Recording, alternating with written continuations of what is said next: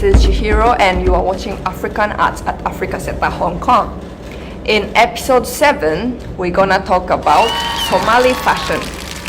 Apparently in Somalia, woman is the one who's contributing more to the world of fashion. Women wear vibrant colored, unique pattern clothes with oftentimes beautiful accessories, while men's clothes tend to be plain. And also in Somali fashion, you don't have to squeeze yourself like this or to stretch out yourself like this. So today we will learn from Somali women how to be fashionable and comfortable at the same time. In Somalia, there are a variety of fabrics and there are a variety of ways to wear those. During day-to-day activities, they wear a cloth called guntino.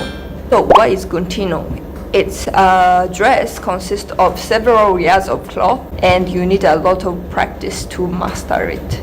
It looks simple, but it's difficult to wear, just like Japanese kimono. So how do you wear those? In short, you make a knot on your right or left shoulder, then you wrap around your chest and waist, leaving a fold at the back of torso so that you can use it as a hood when it's cold or when the sun blows. The guntino is traditionally made out of plain white cloth, sometimes featured with decorative borders, but with time, alindi became more often used.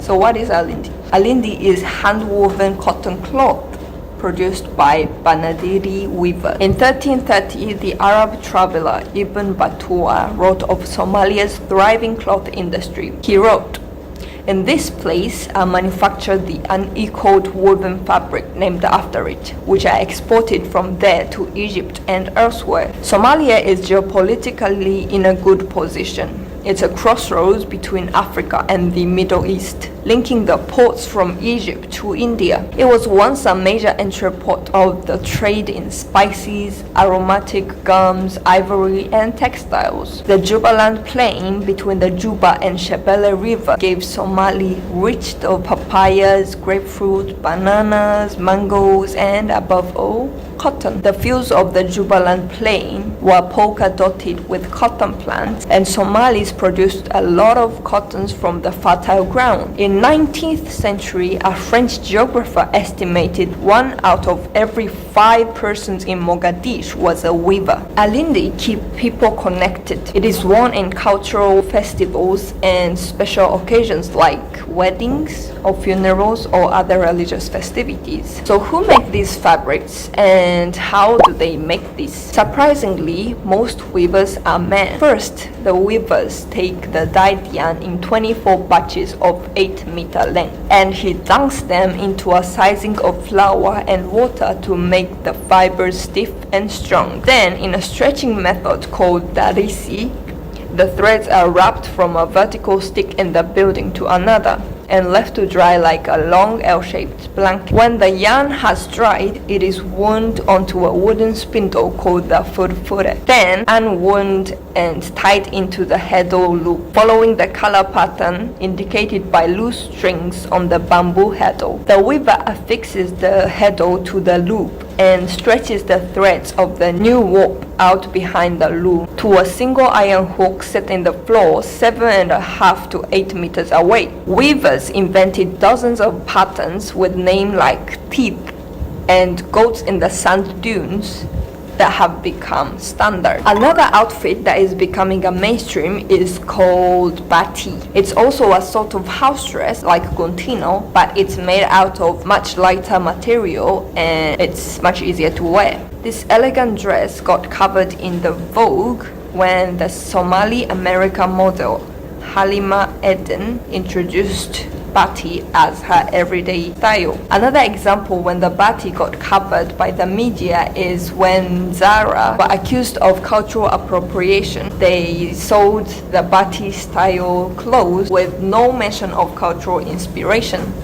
Some of you might think clothes are just clothes, but it can be used in politics. In 2008, when Obama visited Wajir, the northeast of Kenya, close to the borders of Somalia and Ethiopia, he was dressed as a Somali elder. So Hillary Clinton's team got this picture and then circulated on the internet, feeding the false claim that Obama is a Muslim. So clothes can make a fuss in the politics. So apparently, clothes are not just something to hide your private parts. Routledge International Encyclopedia for Women by Joan Eicher defines the word dress as a system of nonverbal communication that enhances human beings' interactions as they move in space and time. As a coded sensory system, dressing the body occurs when human beings modify their bodies visually or through other sensory measures by manipulating color, texture, scent, sound, and taste, or by supplementing their bodies with articles of clothing, accessories, or jewelry. I'm not sure how taste and sound can play a role in the dress, but it's quite interesting if we see the dress as a communication tool. Somali women also supplement their bodies with accessories. Hilsi, a necklace, is frequently worn, likewise in Ethiopia and Yemen. Somali dress also appeal to the other senses. Frankincense, for example, has been collected in Somali territory for centuries and is still in use today. When chewed, it becomes a breath freshener. When burned, the smoke is used to change the scent of the body, clothing, and interior spaces. So today we've looked at how fashionable yet practical Somali women's dresses are. One of the biggest findings for me is that the importance of clothing in Somali culture or Somali art. One way to prove that is if you Google image search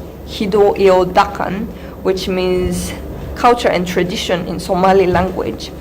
All you'll see there is something related to clothing. And another way to prove it is to look at how many words there are to describe the Somali fashion items. We looked at Guntino, Alindi, Bati, Hilsi, and there are apparently more items such as tube, hijab, dirak, sash, and that's only for women.